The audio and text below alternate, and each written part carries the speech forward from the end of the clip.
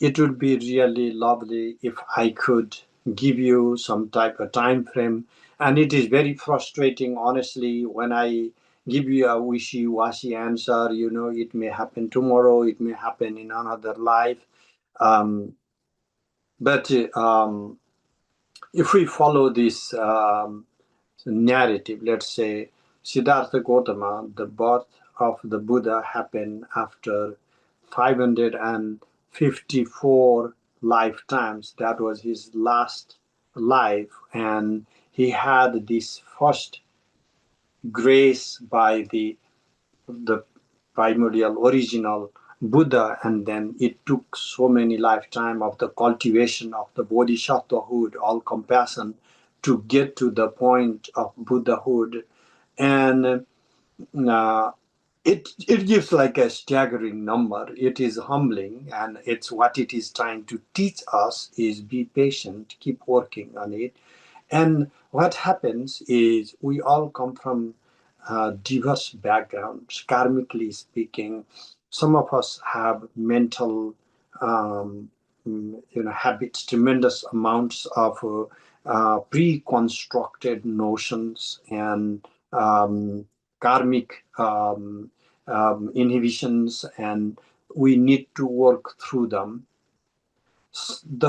The best thing we can see is like if you just work intensely for a week or maybe a month, and then you can evaluate, you can be your own judge. I'm not saying keep trying forever, and if nothing is happening, just keep trying. All I'm saying is maybe try with intensity for a month, and following these things. And you, before that, you have to be very honest with yourself. Make a list of things within you, your mental stuffs, your habits, your bad habits, your thoughts, particularly negative thoughts, repeatedly recurring type negative thoughts, stress, and list them. You cannot quantify all of these. That's another problem. And then after a month, you should still be able to feel the intensity. And then after a month of practice, if they are still the same and not a single thing you can see it change, then just don't follow this thing. I would love to say keep trying forever, but with all sincerity, I'm telling you that it's not working for you. Maybe look for another system. Why I can say with such certainty, that 100% certainty, that you do not need someone to tell you it is working. Look, these things are changing, these things are working.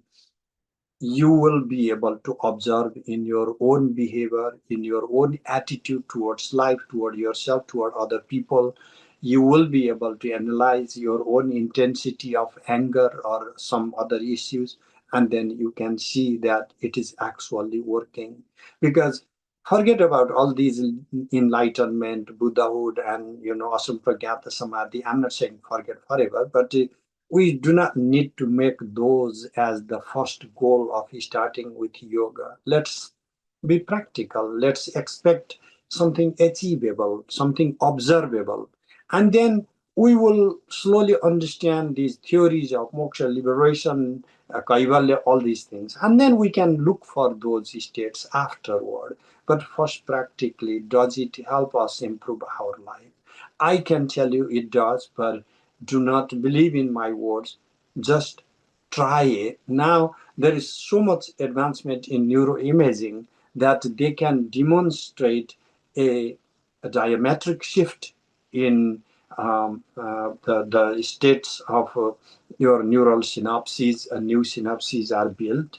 Although just because you have different type of brain activity, brain functioning after a month compared to a month ago, that doesn't mean that automatically you are having amazing thoughts or better thoughts, because there is no actual real correlate between neural states with the thoughts or cognitive states.